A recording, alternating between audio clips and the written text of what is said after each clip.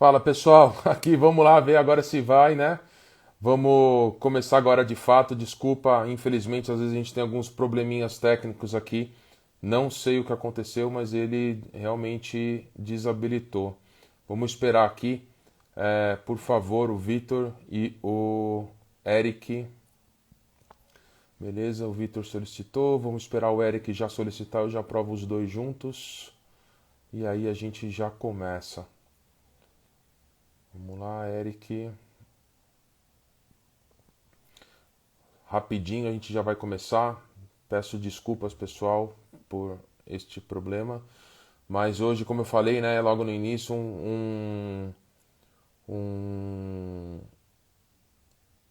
vamos lá, Eric, um dia bem aí conturbado na política e, putz, estou muito feliz que a gente vai conseguir falar justamente no dia de hoje.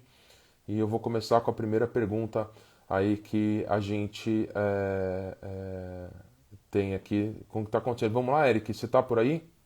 Não estou vendo o Eric aqui para poder já aprovar ele. Só um minutinho, pessoal, por favor. Né? Lembrando.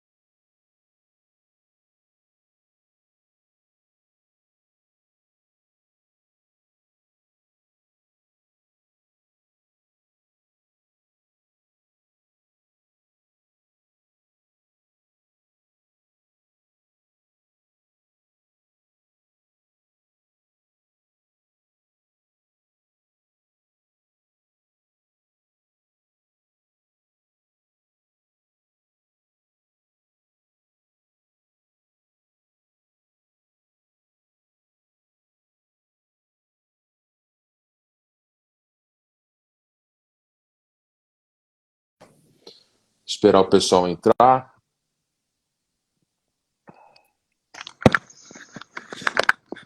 Boa. Tudo bem? Agora todo Aê! mundo, né? Agora sim, agora foi. Agora Tá foi. aparecendo, tá aparecendo minha avó no Cara, Instagram? meu, o Pô, Instagram agora ele não sim. liberava aqui, cara. É impressionante. Eu peço desculpas aí pro pessoal que por 3 vezes entrou, mas tecnologia é assim mesmo, né? Então, vamos, a gente já passou 10 minutos do nosso horário, mas é assim, eu acho que o papo vai estar tão quente hoje, né, Eric, que eu acho que o Instagram estava conspirando contra a gente, né? Mas inicialmente, falando um pouquinho na RB4 Investimentos, eu queria parabenizar todo mundo que está aqui assistindo. A gente acaba trazendo esse conteúdo aqui para os nossos clientes, que acho que é a melhor forma da gente conseguir se comunicar, né? Então, a gente vem fazendo várias lives de cenário econômico, de alocação de carteira, cenário de bolsa. Hoje é um cenário que está muito em voga, todo mundo está querendo saber, ainda mais com essa loucura que está no nosso país, no Congresso. Então, a gente resolveu trazer o Eric, que é um cara espetacular, né, analista político da XP. Então, assim, as análises dele são assim impecáveis. Então, nós como assessores seguimos muito o que esse pessoal fala, o que o Eric fala, para a gente poder levar as informações para o cliente. Só que hoje a gente resolveu trazer o cara que de fato ele está lá na ponta, né? E junto comigo está o Vitor Basílio e o Maurício Leila, que são nossos sócios aqui também, né, para poder intermediar um pouco esse bate-papo. E Eric, antes de mais nada, assim, acho que a primeira pergunta, que é o que está acontecendo hoje, hoje está acontecendo o julgamento do Lula, né? E, cara, eu acho que não tem dia melhor para não tem pergunta melhor para fazer para você aí. Cara, e aí? O que vai dar? O que vocês estão vendo sobre esse julgamento? O que isso pode interferir de forma positiva ou negativa para o nosso país e para o Congresso, principalmente, né? Visando aí uma eleição em 2022, né? Tá, legal. Já começou o quente, hein, Rafa? Mas antes de responder, Boa tarde para todo mundo, Vitor, Maurício, a turma que insistiu em entrar na live, né? Vou fazer valer agora Com essa certeza. próxima hora aí. Não, Então, o Eric, e só para fazer um comentário antes da sua introdução, já tem mais gente do que seu Zoom de hoje à tarde, hein? tá vendo? Então, assim, tá bombando. É isso aí.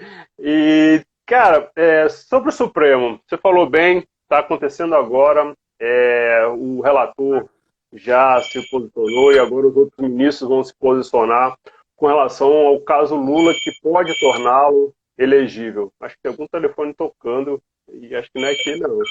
Vai tocar. É do Vai meu lado tocar? aqui, vai tocar. Então vamos embora. Vamos embora. É a campanha da Bolsa, né? Aqui, ó. Vamos Mas lá. eu tava falando para vocês, é uma decisão que a tendência hoje no Supremo, dentro do plenário do Supremo, o Lula ter uma maioria para que ele se torne elegível. E qual é o caso, Rafa? O que é que está em questão? É o seguinte, o Fachin, um mês atrás, decidiu o seguinte, ele decidiu que tudo que Curitiba julgou contra Lula não era para ter sido lá em Curitiba, porque não tinha relação no entendimento dele com Petrobras. Essas investigações teriam que ser aqui em Brasília. Então, iniciando do zero, o Lula então não é condenado, é um processo que ainda precisa ser encaminhado aqui por Brasília e ter os seus desdobramentos. E não há previsão de que Brasília, o Tribunal de Brasília, vá julgar isso até as eleições de 2022. Então, o cenário hoje, o nosso cenário base, é de que o Lula deve ter maioria para poder disputar em 2022. Qual é o efeito disso? O que é a presença do Lula nesse tabuleiro? Tem vários elementos, tá? Tem várias pecinhas no que eu brinco com a turma, no puzzle, que a gente tem que trazer para vocês. A primeira peça é que a gente não pode menosprezar, subestimar o Lula. Não pode.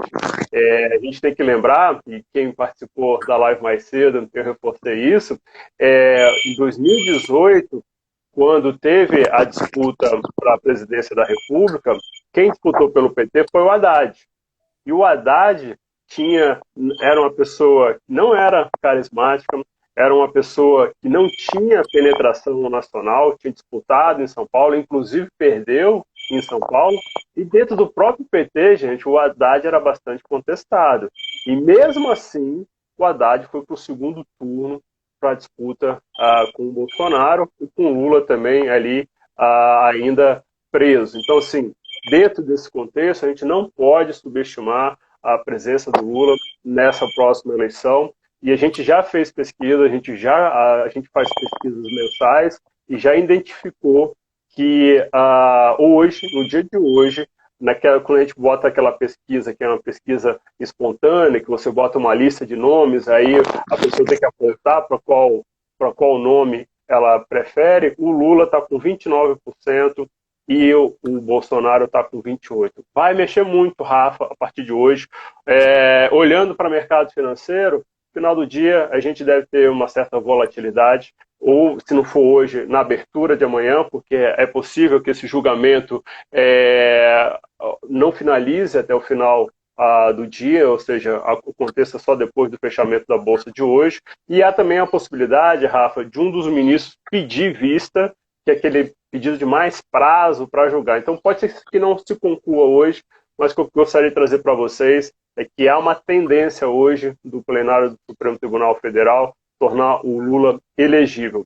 E aí, dentro desse contexto de 2022, o Lula vai ter peso, e vai ter peso em outras questões que a gente vai falar lá para frente, que é na atuação do próprio Bolsonaro. Isso é um elemento novo que o Bolsonaro agora vai ter que lidar. Por isso que a bolsa está subindo, que agora o Bolsonaro começou a se mexer, né? E ele vai trazer alguns elementos aí, e a gente vai tratar isso mais na frente. Mas, de uma forma geral, falando de Supremo, eu acho que é esse o contexto que eu gostaria de trazer para vocês, nessa primeira pecinha. Legal. Boa, show de bola. E aí, eu queria aproveitar e fazer uma pergunta, então, já continuando essa linha sua de falar de 2022, agora a gente vai ter uma reunião dos presidenciáveis nessa semana, todo mundo que na teoria vai estar no centro, né? E vão tentar ver se eles conseguem encontrar um caminho conjunto para uma possível eleição de 22, para não ficar tão polarizada. Como que você enxerga isso? O telefone vai tocar. Como que você enxerga isso, Eric? Essa eleição, e dá para esperar alguma coisa assim? O que a gente pode esperar? Está tudo muito confuso, né? A gente vê um cenário polarizado para a direita, para a esquerda, pessoas tentando viabilizar o centro. O que você diz sobre isso, Eric? Cara, sobre o centro, quando eu tocar a próxima vez, Maurício, bota ele na linha aí para ele participar pra gente na live. Eu vou fazer isso. Aqui comigo. Se tiver pergunta, já manda pergunta também. Mas o pessoal está assistindo, quer participar da live. Quer participar da live, né? Então, sobre o centro.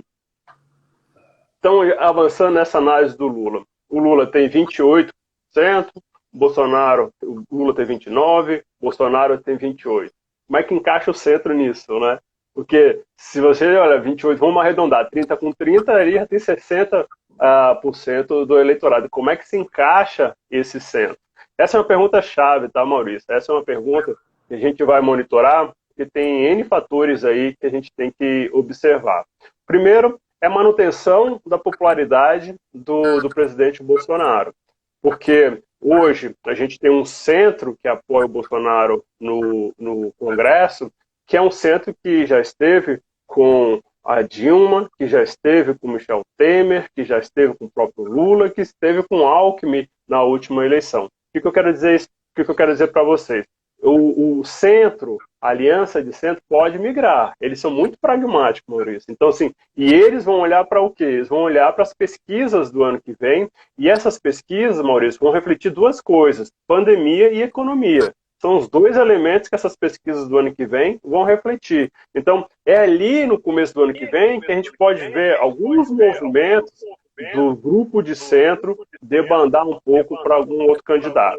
Agora, olhando para o centro que a gente tem hoje, o centro que a gente tem hoje é puxado pelo PSDB. Quem tem tentado se colocar como um novo centro é ali o PSDB, é o Luciano Huck. Avaliando esse cenário, o PSDB e o Luciano Huck. O PSDB, Maurício, agora em outubro, vai decidir quem é o candidato dele. É muito importante ver o DEAF. Mais do que a disputa interna, é importante ver o DEAF. Por quê? Quem é o candidato, quem é que está disputando pelo PSDB? É o João Dória, de São Paulo, e o Eduardo Leite, do Rio Grande do Sul. Se amanhã tem uma fissura, se amanhã tem um resultado e eles saem brigados dessa disputa, vão colocar cenários. No cenário que o Eduardo Leite vence, ele não conta com o apoio do Dória, ele vai perder, então, o apoio no maior colégio eleitoral do país. Vamos inverter. Se o Dória vence, mas ele vence brigando com o Eduardo Leite, vence e ali fica fissuras com o Eduardo Leite, ele perde apoio no Sul, onde o Bolsonaro hoje é muito forte. Então, assim, o PSDB vai ter que fazer essas convenções e vai ter que também ver como é que vai ser o DEAF. E tem um outro fator. A gente falou de João Dória e falou de Eduardo Leite. São duas pessoas que são dois governadores.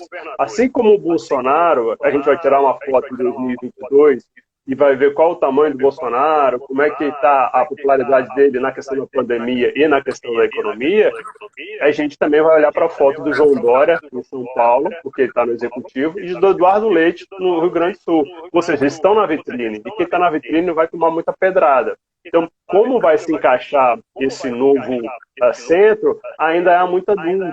Mas pode ser, sim, que o eleitor desgastado com o PT e também desiludido com o Bolsonaro migre para o candidato do centro. É muito cedo para falar isso. Está há 1 ano e meio, e mais uma vez, o fator pandemia e o fator economia vai ficar mais latente no ano que vem, e é lá que a gente vai começar a ter melhor percepção de como estão os candidatos.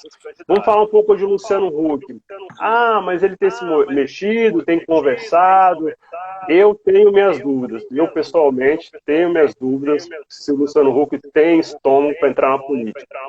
política, a gente viu um processo aqui muito, muito difícil na escolha para presidente da Câmara e do Senado, em que houveram várias traições. Vou me limitar aqui. Várias traições. Eu não sei se o Luciano Huck está disposto a entrar nesse tipo de jogo, em que ele pode ser traído, em que ele vai ter que trair, porque ele vai ter que entrar no jogo, e aí tem outras relações que ele vai ter que ter aqui em Brasília, que eu não sei se ele vai estar disposto a entrar nisso. Então a gente vai ter que esperar também para ver como vem. Sérgio Moro, Mauro, está muito, muito deslocado hoje. Ele não tem se colocado como candidato e perdeu bastante desde quando saiu do governo, da forma como saiu. Teve já decisões no Supremo Tribunal contra ele. Então, o Sérgio Moro hoje, eu acho que não vai entrar também nesse Só um minutinho. Ô, Leila, dá uma olhadinha na conexão do seu fone, que eu acho que está dando muito eco. Eu não sei se é ou mesmo do Eric, o pessoal está falando na live que está dando eco. Vamos ver. Mas é Aí, isso. Agora foi. Acho que melhorou, Agora né? foi. Agora sim. Então, Aí. é isso. O Lula não pode ser subestimado. Bolsonaro vai chegar em 2022, vai ter essa questão da pandemia e da economia, mas ele ainda é um forte candidato, porque faça chuva, faça sol, tem 30% da população ainda, e tem a máquina na mão, né? O centro vai ter que se construir, vai ter que dizer para que veio, e pode, Maurício, ali na frente, pegar isso que eu estava falando para vocês. Aqueles que estão descontentes com o Bolsonaro e aqueles que estão desiludidos com o PT. Então, esse novo candidato pode surgir, mas se fosse os dois candidatos que já estão aí, o Dória ou o Leite, eles também vão ter muita dificuldade de mostrar o que eles fizeram de diferente durante essa questão da pandemia. E aí também, olhando para a economia. Melhorou o som, viu? Acho que agora Melhorou. sem eco. Você tava, é ruim você ficar falando e o eco atrás. Né? Vocês estão me ouvindo? Agora sim, Leila. Agora tá sem telefone. Estão me ouvindo agora. Agora tá bom. Agora tá pronto para live, né? Coisas de home office, pessoal. Eu até complementando essa questão, eu queria muito ter um pouquinho da sensibilidade em relação a uma bomba relógio que está se armando, né? Você tem uma bomba relógio em relação a uma possível CPI agora, onde, né, a gente tem do outro lado um orçamento em que o presidente ele tem praticamente 3 caminhos, que é veta, sanciona ou vai para um terceiro caminho, onde ele acaba operando por uma medida de calamidade pública e acaba já estourando o teto de gastos, e aí acaba que vai rodar o país num déficit complicado e entra numa eleição que não vai ter de onde tirar dinheiro para nada, entre aspas, populista, para poder, de repente, buscar os pontinhos que tem para poder tirar o Lula, digamos assim, da jogada. Como que você vê que vai ser agora a manobra que vai ter nessas próximas semanas em relação ao Bolsonaro, para que ele possa realmente limpar um pouco desse caminho, para ficar um pouco mais claro em relação a essas bombas relógio que estão se armando? Vitor, se você tiver a resposta, manda para Brasília, o Ministério do Paulo Guedes. É o 5º ministério aqui na sequência da Esplanada. Se você quiser, eu vou lá contigo, leva a pastinha para ele com essa solução. Essa é uma pergunta fácil, vai, Eric? Pô, é uma pergunta fácil. Mas vamos colocar cenários para vocês. Porque dentro da sua pergunta tem várias questões, né, Vitor? Tem a questão do orçamento, tem a questão do CPI e tem o fator Lula.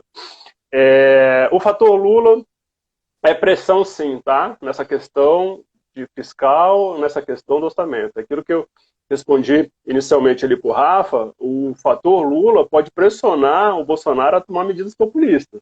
Tá? E é isso que está no radar do investidor. E ele já tomou algumas medidas populistas. E depois a gente pode destrinchar isso. Então, tem esse ponto.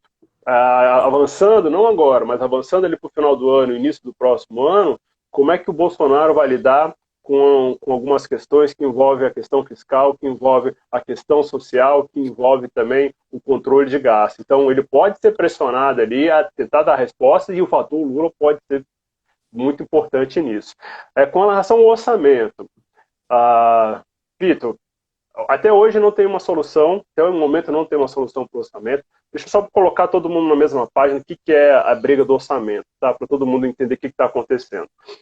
No final do mês passado, o Congresso votou um orçamento e existe, gente, uma caixinha que se chama despesas obrigatórias.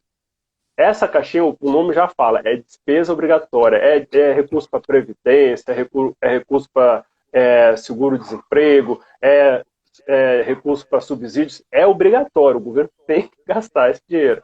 E aí a turma do Congresso pegou 26 bi dessa caixinha e botou numa outra caixinha de emendas, que é recurso para obras um ano antes das eleições, é estratégico para qualquer parlamentar. E a briga está aí nisso, devolve, não devolve, como devolve?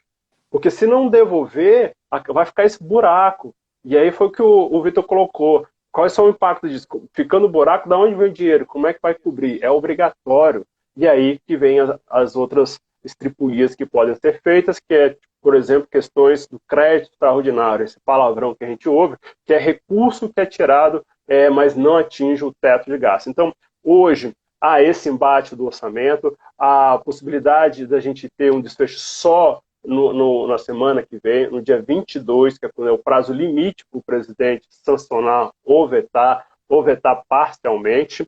E o que é vetar parcialmente, que está na mídia hoje, que é um dos caminhos que deve ser percorrido nessa questão do orçamento? É o seguinte, o orçamento está lá escrito, né? Esses recursos todos estão lá definidos. O Bolsonaro vai pegar trecho de que está escrito lá e vai vetar, vai cancelar, vamos usar uma palavra do momento, vai cancelar isso. No momento que cancela, esse recurso volta, então, para aquela caixinha das despesas obrigatórias. Só que aí ele vai ter essa briga com o Congresso, vai ter essa briga com o Congresso que quer esse recurso para as emendas para a área de infraestrutura, para as emendas na área do desenvolvimento regional, que são obras no reduto eleitoral. O desgaste está posto, tá, Vitor? O desgaste entre a equipe econômica, o Paulo Guedes e o Congresso está posto. Isso aí já é latente dos dois lados, em declarações dos dois lados. Aí vai ter que se achar um meio termo. Existia uma expectativa muito grande por parte dos investidores, por parte do time do Paulo Guedes, do TCU, Tribunal de Contas da União, fala assim, opa, vamos dar um freio de arrumação nisso. E essas estripulias que vocês fizeram no orçamento não é inexequível, né, o termo que está sendo usado, não pode ser feito. E aí, vão voltar todo mundo para a caixinha e vão fazer da forma que tem que ser feito. Mas o TCU é um órgão ligado diretamente ao Congresso. Os ministros estão lá, são indicados pelos representantes que estão no Congresso. E os caras falam, não, deixa eu pensar mais aqui, vou pedir mais elementos para o time do Paulo Guedes para a gente analisar esses elementos. Ou seja, o TCU não vai se posicionar. Então, por isso que essa tensão continua e vai permanecer até o dia 22. O que é importante você que é investidor ficar de olho? É saber como é que vai ser o desfecho.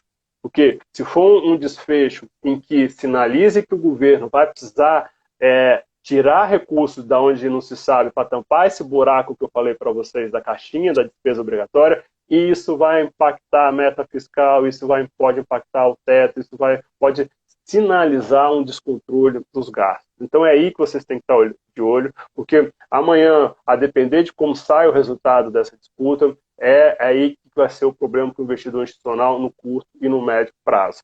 Avançando, você falou de Lula, falou de orçamento e falou de CPI. A CPI, Vitor, chegou justamente nesse momento de pancadaria, bicho. Pancadaria. A turma tá brigando feio. Tá feita em praça pública já as declarações, as coletivas, as entrevistas.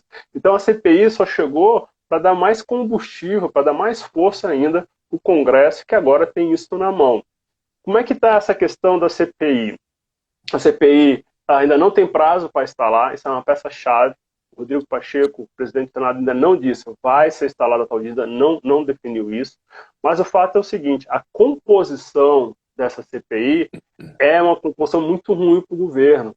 Os 11 que estão lá dentro, vão ser 11 membros, 11 que vão integrar essa CPI do Senado, 7 são opositores. 5 se dizem independentes, mas não são independentes, são opositores. E aí a comissão deve ser presidida por um senador que é do Amazonas, um senador que vivenciou ali aquela crise que a gente viu no começo do ano, com aquela falta de oxigênio e a quantidade de pessoas que acabaram morrendo lá no estado em decorrência disso. Ele não vai vir com um ânimo de apaziguamento, ele vai vir com sangue nos olhos. O relator da proposta, que pode ser o senador Renan Calheiros, o Renan Calheiros é muito ligado ao Lula, que inclusive começou a fazer sinais para o centro, para tentar trazer a turma do centro, e um dos que foi procurado para fazer parte do grupo é o Renan Calheiros. Então, assim, vai ser uma CPI muito dura para o governo. Ontem, Vitor, a gente ainda teve uma decisão do Ministério Público Federal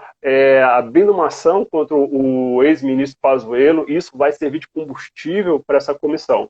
Mas, gente, vai ser um palco também de muita pancadaria, o governo deve apanhar muito nessa comissão, mas destaco uma coisa para vocês: CPI não tem poder de julgamento, CPI não condena ninguém. CPI no final vai fazer o seguinte, vai pegar um caderninho como esse aqui, que é um relatório, fala assim, Ministério Público, eu investiguei isso, descobri isso e aquilo outro, agora o Ministério Público toma isso aqui e deu start nas investigações que vocês entendam que deve ser feita. Então, assim, a CPI vai servir mais para desgastar o governo e que ter conclusões que possam aí ter algum desdobramento. Mas é um momento muito ruim, mas de qualquer forma, quando o Rodrigo Pacheco unificou as investigações contra o governo federal e os repasses para os estados, gente, misturou tudo ali, ó. Botou todo mundo no saco, ninguém sabe por onde vai começar.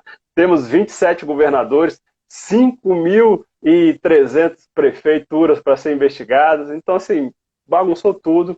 Mas a peça-chave que eu trago para vocês ainda não tem uma data, ainda não foi definida uma data, em razão do Covid.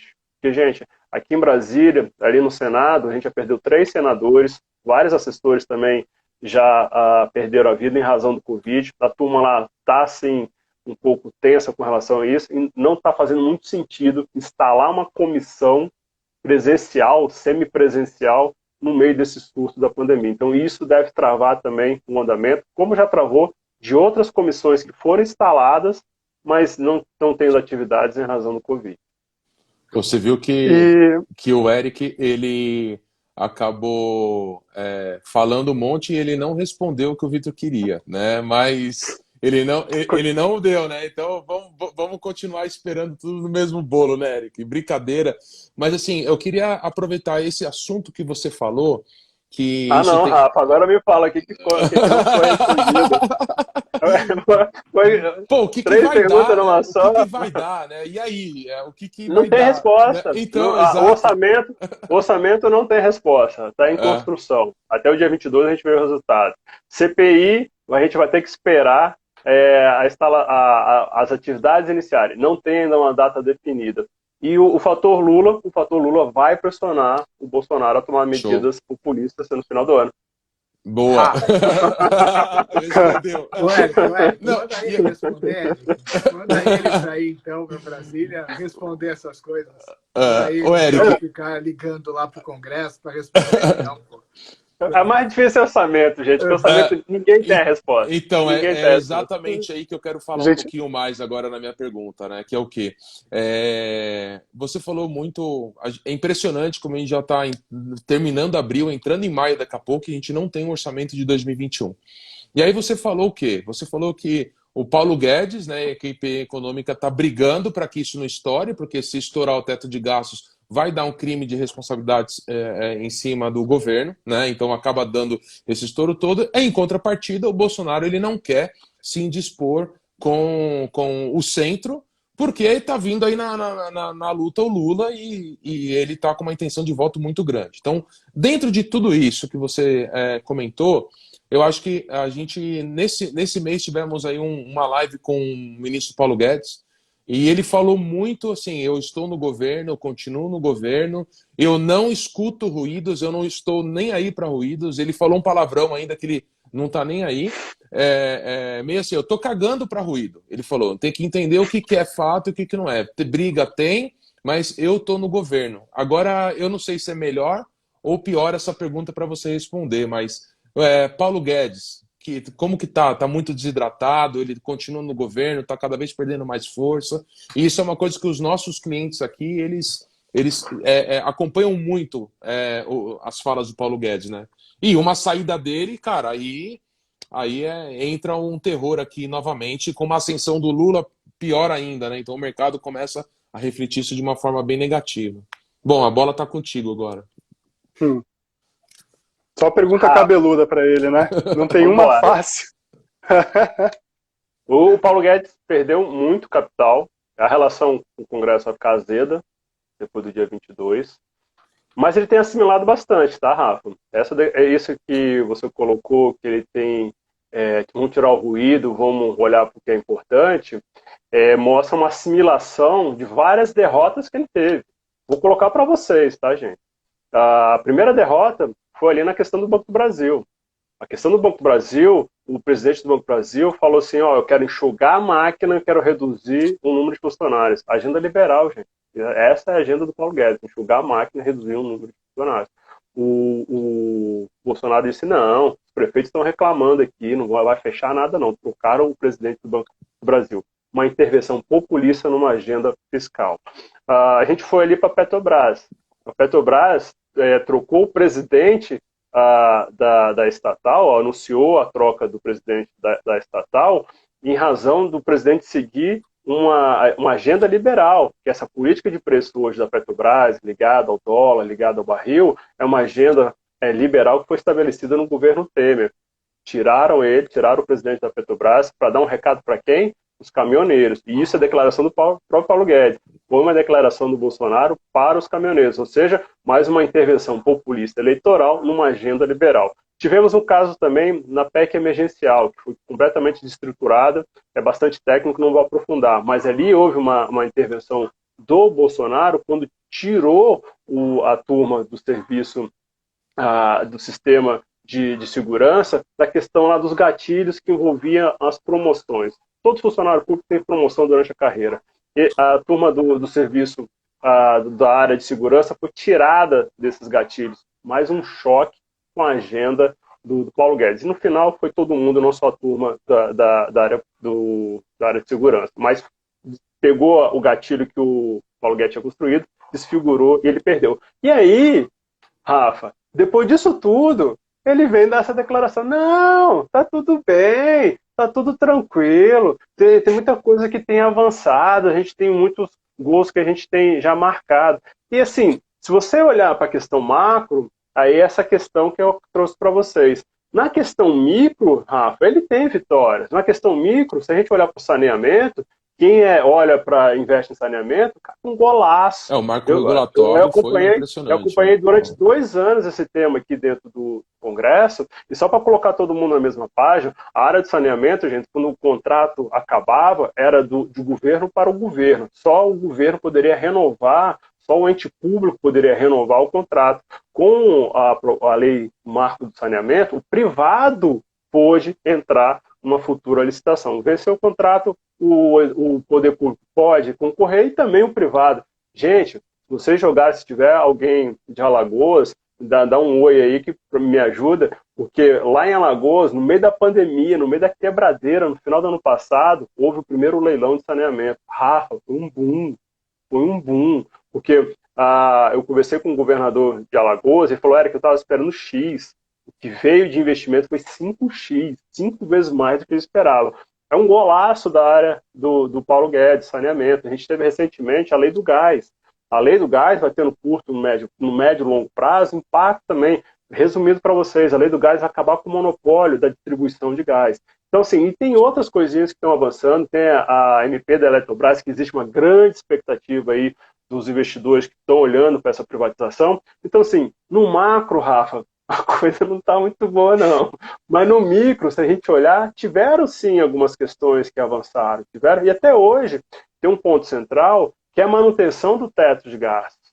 Essa manutenção do teto de gastos é uma batalha que a gente está vendo desde o início de 2020. Desde o início de 2020, há um conflito, Rafa, entre a ala liberal do governo e a ala desenvolvimentista. O que é essa ala desenvolvimentista? Aquela turma que considera que a economia vai ser arrefecida com obras. Vou voltar ali na pergunta do Vitor.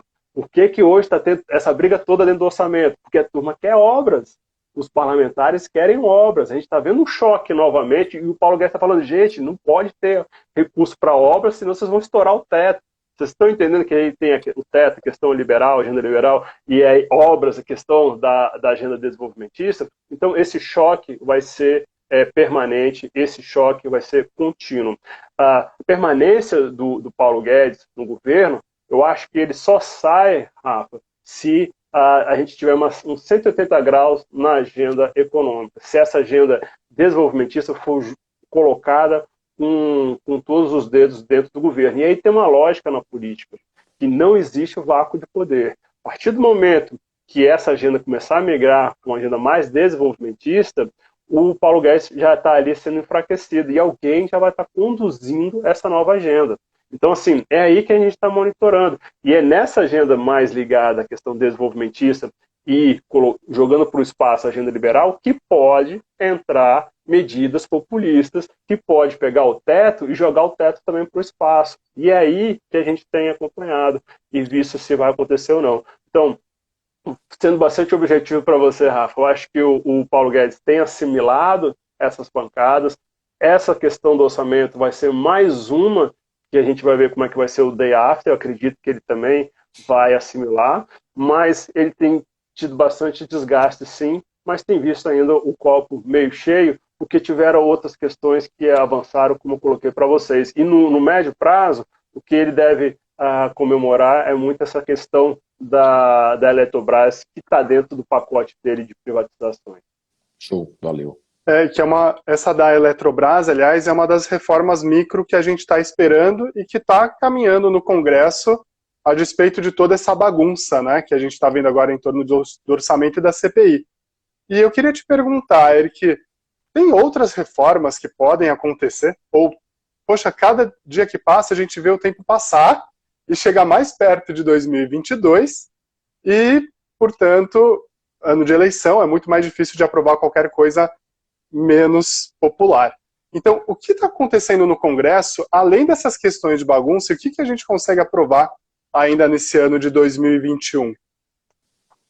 Maurício, hoje a agenda é única e exclusivamente o combate à pandemia. Tá? A turma aqui, se vocês pegarem as votações dos últimos meses, são só medidas para mais vacina, diminuição da burocracia. O que a gente vai ver na sequência, só aí a partir da semana que vem, quando tem que ser concluída essa questão do orçamento, vocês vão ver muito a questão de novas rodadas para os programas sociais, porque o orçamento travou tudo. Sem orçamento não pode renovar aquele programa que se chama o BEM, que trata da questão da carteira de trabalho e questão de contratos de trabalho, e também não pode renovar o PRONAMP. Então, na sequência, Maurício, o que deve vir é isso, tá? É a nova rodada desses auxílios. Então, a agenda aqui está muito travada com relação à pandemia. A grande preocupação do investidor é o seguinte: foi renovado o auxílio emergencial, deve ser renovado esses 2 outros programas que eu comentei para vocês, um período de 4 meses.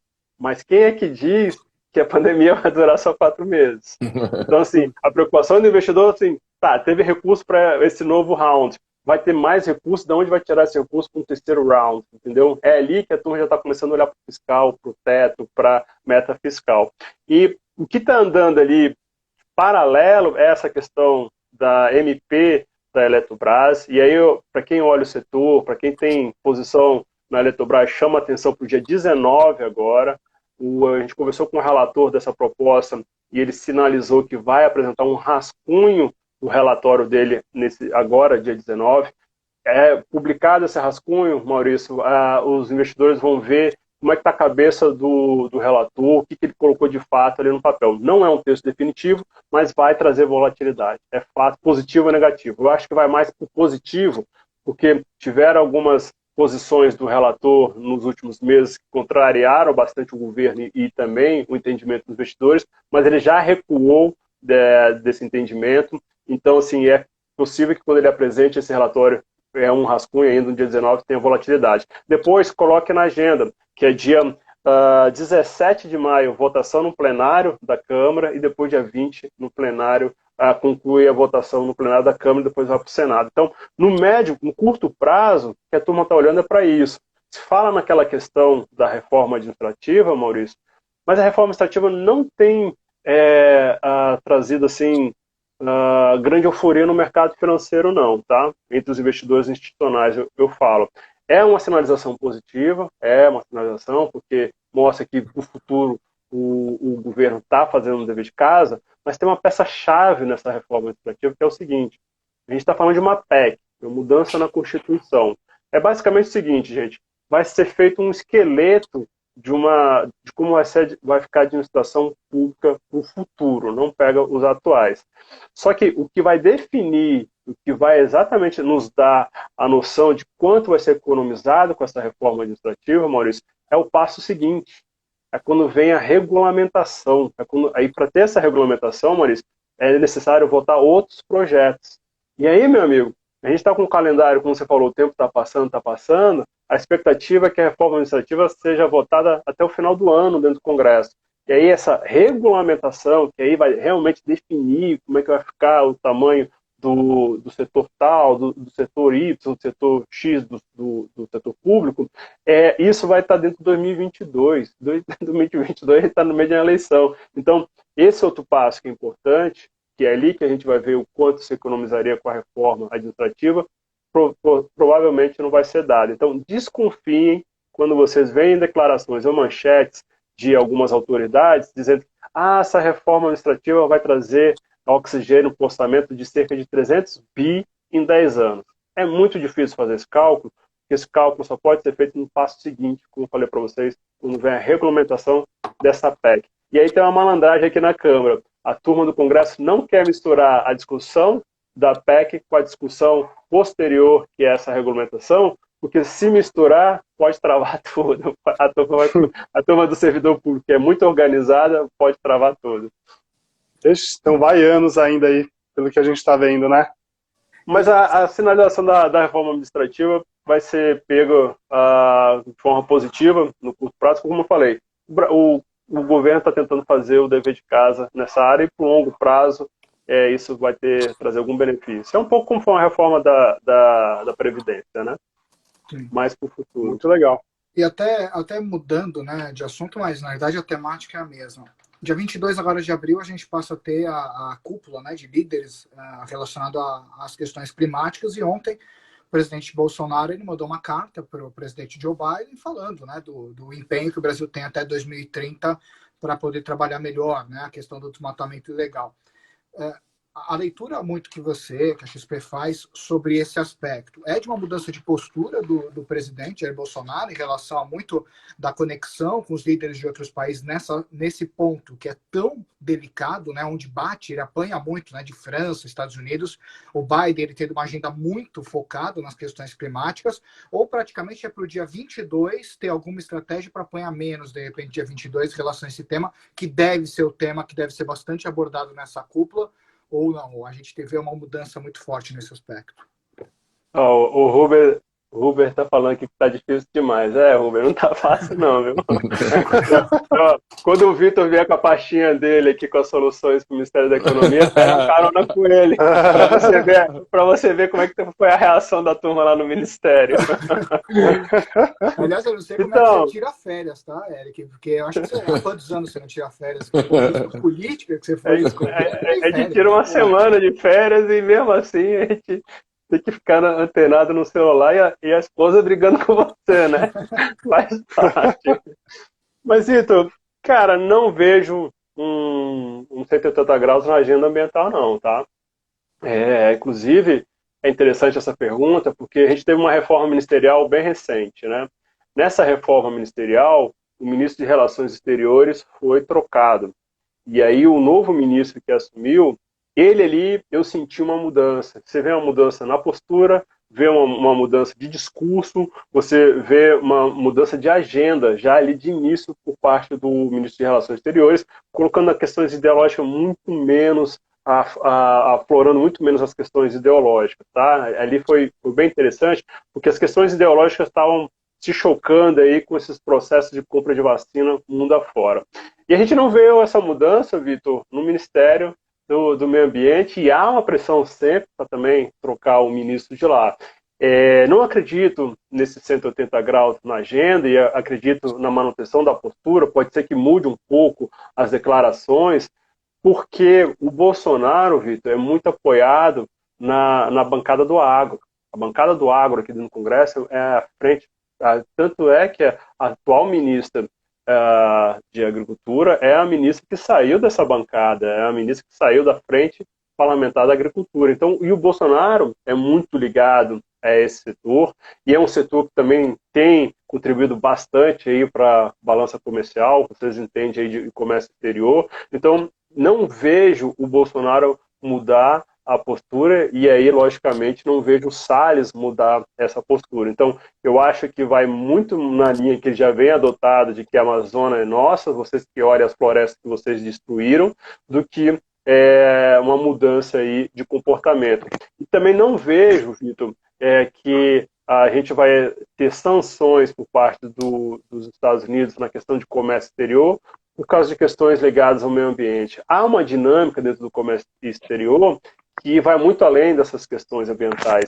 E quando isso é colocado na agenda, de que vetamos tal coisa porque o Brasil desmatou, e a gente vê isso muito da Europa, tem uma questão aí, um pano de fundo, Vitor, que é uma questão de protecionismo. Se você olhar principalmente ali na Europa e também nos Estados Unidos, vamos incluir eles também, quando a gente vê França, quando a gente vê alguns países ali batendo muito forte na questão ambiental, olha para o PIB deles. O PIB deles está pendurado também no agro. Então, assim, bater na questão ambiental para criar um protecionismo para o produto brasileiro é interessante para eles. Então, assim, então não vejo essa mudança do governo com relação à questão ambiental. Acredito que vai ter essa manutenção, e mais vai para esse evento aí, sobre essa ótica aí, de que vai haver muitas críticas, né? E já está havendo muitas críticas, inclusive nas questões sanitárias, nas questões de Covid, mas mesmo assim o Bolsonaro não tem mudado a postura dele. Legal, Eric. Cara, eu acho que dá Legal. tempo para mais uma pergunta aí, antes que o Instagram daqui 10 minutinhos encerra a gente, né? Mas a gente falou muito sobre a questão do teto de gastos, questão política, né? Você falou um pouquinho aí sobre a reforma administrativa, mas eu acho que o que o mercado e o que o investidor mesmo quer saber é a reforma tributária, né? Reforma tributária que ia começar agora nesse primeiro semestre, aí veio o Covid, não, vamos primeiro assuntos emergenciais, aí começou a se falar no começo do ano que ia ser votado de fato, o Paulo Guedes falou, já alinhei aqui com o governo e vai ser no segundo semestre, e pelo visto, cara, também está deixando aí para passar, e 2022 a gente já falou aqui que é ano de eleição, então eu acho que a última pergunta que o pessoal mais quer saber, né? E essa bendita dessa reforma tributária vai sair, não vai? Vai desidratar? Ou vai ir saindo aos poucos, né? Que o próprio Paulo Guedes ele comentou que poderia ir saindo aos poucos para não fazer um pacotão e aquilo ser muito difícil de ser aprovado. Então, eu queria a sua opinião aí, a opinião da XP, né? Sobre isso. Rafa, uma frase só. A reforma tributária está no polo norte da política. Deixa eu te contextualizar agora. Não faz isso, cara. Está no polo norte. Assim, Não precisa nem traduzir. Você que pediu para ser muito objetivo, eu fui direto na mosca para você, e agora eu vou contextualizar. Tem uma lógica aqui em Brasília, Rafa, que é o seguinte: só se faz reforma tributária quando a economia está pujante, quando a economia está crescendo. E por quê? Porque, meu velho, alguém vai perder, Rafa. Alguém vai sair perdendo dessa reforma tributária. Mas quando a economia está pujante, faz um balance, cria ali um refis para o setor que perdeu, divide as dívidas, cria algum programa para fazer esse balance e esse setor não ser tão prejudicado. E a gente não está nesse momento da economia, né, Rafa? A gente não está podendo fazer, a gente está falando aqui de contando as moedas para pagar o novo programa social. Então, assim, não dá para fazer medidas medidas compensatórias. Esse é um ponto. O segundo ponto é que, de que reforma a gente está falando mesmo? Ninguém conhece a reforma tributária, Rafa. O empresário não conhece, o congressista não conhece, a sociedade não conhece, o texto não foi apresentado. E das discussões que tiveram até agora, tem 1 ano e meio de discussão no Congresso, está completamente fechado ali no relator. E das discussões que tiveram até agora, há ainda muita falta de entendimento e muita briga entre os setores. Vamos lá colocar para vocês. Existe o setor de serviço, existe o setor de indústria, existe o setor de comércio, existe a turma do agro e por aí vai. Eu conversando outro dia com um amigo da confederação que representa a indústria, eu falei assim, poxa bicho, tá a Torre de Babel essa história da reforma tributária, hein? Ele falou, não, Éric, não é Torre de Babel não, é conflito de interesse mesmo. Rafa, no meio de uma pandemia, ninguém quer perder, bicho. Tá todo mundo lá tentando se segurar. E do que saiu até agora de informação, todo mundo está numa briga aí para não perder mais. E vai ser muito difícil, Rafa, você virar para qualquer setor, se tiver algum empresário aqui me ajude, virar para esse empresário e falar assim, fulano, você que já perdeu muito nessa pandemia, você que já tem que fechar as portas, você que já tem que demitir alguns funcionários, você não quer contribuir mais um pouquinho com uma reforma tributária? Você vai vir assim, Rafa, o governador, você que está aí sangrando, você não está conseguindo pagar os seus funcionários públicos, você que está aí também tentando estourar, possibilidade de estourar teto aí do orçamento estadual, você não quer também contribuir com mais um pouquinho na questão do ICMS? Não tem clima, Rafa, não tem ambiente para se fazer essa reforma tributária. E corre-se o risco ainda, como a gente está no meio de uma pandemia, como a gente não sabe a extensão dessa pandemia, o impacto disso na economia no médio e longo prazo, de a gente ser aplicada uma injeção errada, ser uma injeção que mate 2, 3 setores. Opa, errei aqui na dosagem da reforma, matou 3 setores de uma caçapada só. Então, assim, ainda tem isso, porque as primeiras informações que saíram, foi de um projeto, inclusive do governo, que tentou contribuir com o tema, foi uma gritaria muito grande. E tinham vários números, né? Cada um falando, você o tal do CBS, aquela junção do PIS com fins. Muitos falaram, você é impactado por tanto. Não, não é tanto, é por outro tanto. Até os números são conflitivos, até os números não se encaixam. Então, assim, não há ambiente. Tem um outro fator que é importante também, dentro dessa quebra-cabeça, que é a falta de interesse do governo. Eu conversei recentemente com integrantes dessa comissão, que está andando de lado no Congresso, e eles foram taxativos. Falou, Éric, o governo não entrou nas negociações, o governo não apresentou o que eles querem nessa reforma tributária. Então, assim, há interesse, Paulo Guedes dá de vez em quando algumas declarações, mas não há ali aquele, então, dá interesse, vamos sentar na mesa, vamos negociar, vamos então para questões práticas, não tem essa questão prática. E aí a gente tem visto que isso tem patinado. Então, com relação à reforma tributária, eu volto à primeira frase que eu te dei, lá no Polo Norte da política. Putz, cara, que pena, né? Então, e aí assim vai para 2022, esquece, né? Então, quem sabe entra numa agenda numa próxima eleição, né? Que aula do Éric também, hein? Pô, Éric... Eu já fui adiantando aqui, porque eu sei que tá chegando no horário, mas pô, que aula, hein, Éric? Não, é assim, eu queria agradecer demais, assim, tem muito cliente, assim, eu tô acompanhando aqui o meu WhatsApp, pessoal falando, assim, que normalmente tem o cara que é o analista político, é aquele cara sisudo, de gravata, que não dá risada, que não brinca, o pessoal tá elogiando demais. Então foi um baita de um papo, show de bola aqui, você conseguiu passar um cenário muito complexo, para todo mundo, inclusive o pessoal que trabalha com isso acha um negócio chato, e eu acho que todo mundo conseguiu levar você conseguiu levar de uma forma muito leve. Então, assim, muito obrigado. Eu espero que a gente tenha uma oportunidade mais para frente de refazer essa live aqui contigo, porque foi um baita de um prazer, né? Um assunto muito leve, foi muito fluido, e acho que conseguiu tirar o politiquês, tirar o economês e levar, de fato, o que interessa, tá? Então, cara, muito obrigado aí, em meu nome, em nome do Vitor e do Leila, e em nome da RB4 principalmente, cara. Muito obrigado, Éric. Eu que agradeço essa oportunidade de estar aqui com vocês. É a primeira vez que eu faço com 4 inquisitores. Você gostou, fala a verdade. Você vai lembrar da gente. A próxima vez a gente vai combinar as perguntas, viu? Então, foi uma alegria estar aqui com vocês. A ideia foi essa, trazer a política de uma forma um pouco mais didática, com menos jargões, com menos termos complexos. E se eu fui muito raso para aqueles que são entendidos da política, peço desculpa, a ideia era nivelar aqui todo mundo, e deixar todo mundo aqui zero raso na página. Legal. Zero raso, é o contrário. Falou assuntos complexos de forma que todo mundo entendeu, o leigo e o entendido. Então foi maravilhoso. Legal, e fica o convite, gente. Se passou alguma pergunta, ou se teve algum tema que a gente não entrou, ou algum ponto que vocês não entenderam, porque às vezes tem questões que são bastante complexas, entre em contato com o Vitor, entre em contato com o Maurício, com o Rafa, eles têm meu contato direto e a gente tenta se falar aí por Zap mesmo, num áudio a gente pode resolver a vida de vocês, tá bom? Beleza. Obrigado pessoal. Obrigadão, Obrigado, Eric. Vitor.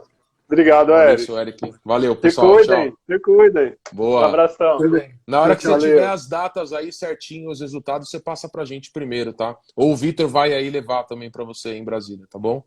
Não, o Vitor tem que vir aqui. O Vitor vai ter que vir aqui. Um ano a ano ali, ó, com o Paulo Guedes. É isso aí. Ele vai ver, dar umas eu vou dicas olhadinha, pro eu Paulo vou encaixar Guedes. para conversar com o Paulo Guedes, umas perguntinhas mais tranquilas para ele, então tranquilo. E traz o Uber também. Valeu, turma. Valeu, pessoal. Tchau, Valeu, tchau. valeu. Tchau, pessoal. Tchau, gente. Valeu.